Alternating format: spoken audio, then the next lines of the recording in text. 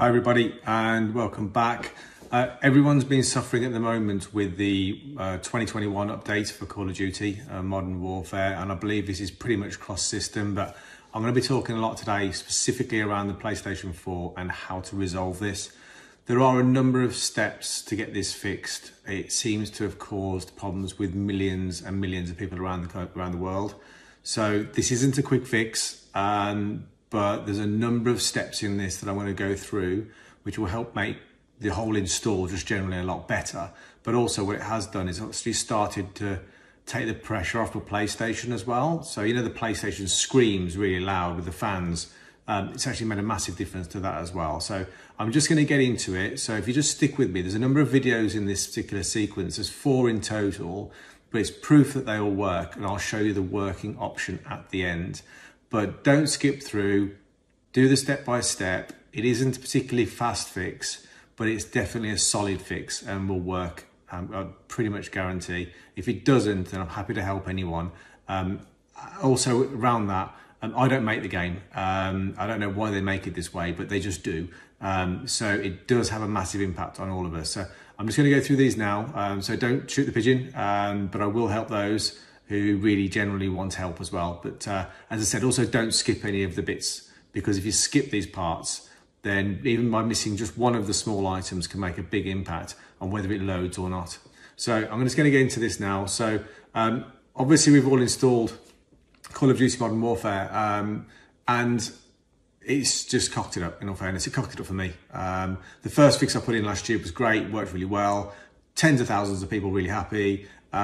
Few that weren't, but this one particularly didn't work for me. So I'm going to redo this one, but obviously I'll put a few more fixes in this.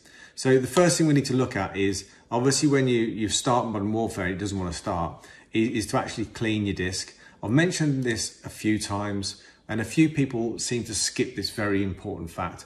It doesn't matter what game you're playing, it still applies.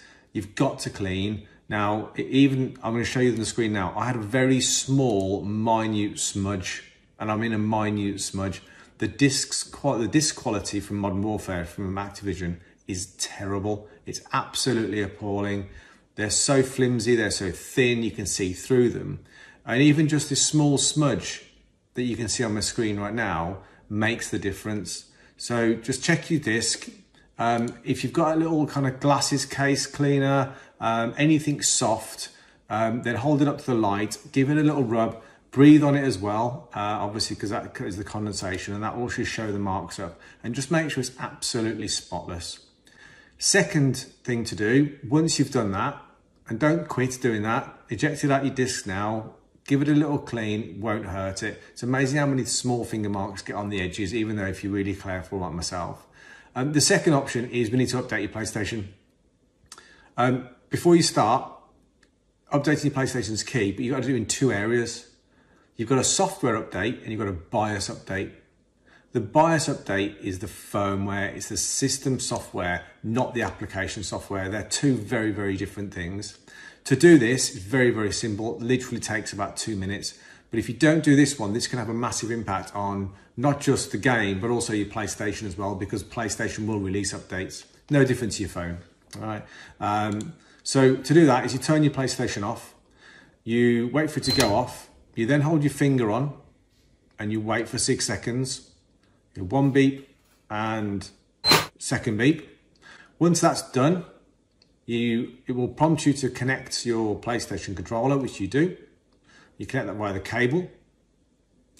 Once you've connected that via the cable, you go into update system settings, update using the internet, and it will show you the next update that's available. It will then take literally a couple of minutes to download. Very, very simple, but it's no different, as I said, updating your phone.